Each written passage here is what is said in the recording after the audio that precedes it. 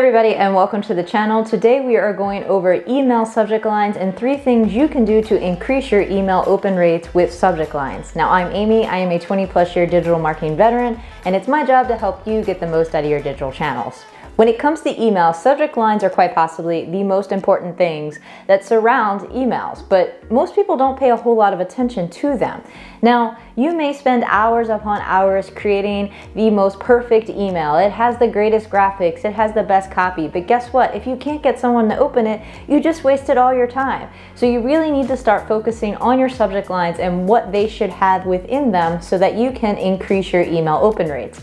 So that's what we're going to talk about right now. We're going to go over the 3 most basic things you can do to increase your email open rates by using better subject lines.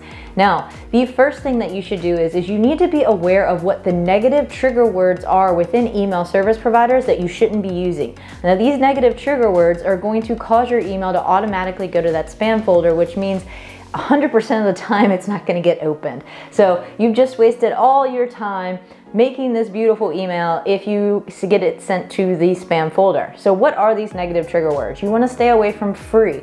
You want to stay away from one. You want to stay away from using all caps across your entire subject line. Now, some people are not going to agree with me on this, but I have found that if you are not an established brand, you usually don't want to use emojis in your subject lines because using emojis will become a negative trigger word and you will look like spam. So you want to stay away from these things so that you don't automatically get shoved in that spam folder because of the words you're using within your subject line or how you are setting that subject line up with all caps. The second thing you want to do when crafting your subject line is you want to make sure that it shows up fully on a mobile browser. So you need to keep your subject line short and sweet.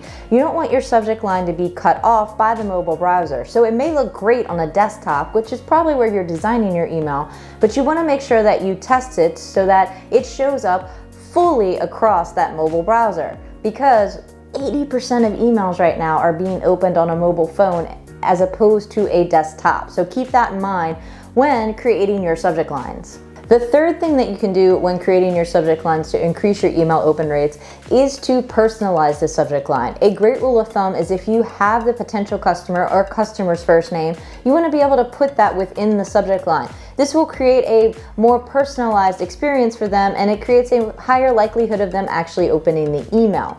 Another way to personalize the email is to talk about the product within the subject line that you are trying to get them to buy, or talk about the product that they recently put in their cart if it's an abandoned shopping cart campaign. You need to look at the campaigns that you are sending to your potential customer or customer and see how you can personalize it so that the messaging doesn't seem so broad. So it's very, very targeted. When you're doing email marketing and you are creating subject lines, being very targeted really increases your open rate as opposed to just doing broad things across the board. Okay, let's recap the 3 things that you can do to help increase your open rates by optimizing your subject lines. Number 1, make sure not to use any negative trigger words. Number 2, make sure to optimize for the mobile browser on your subject lines. And then number 3, make sure to personalize your subject lines. Now, if you like this video and you want to see more like it, please remember to hit the like and follow buttons. Thanks for watching today, and we hope to see you next time.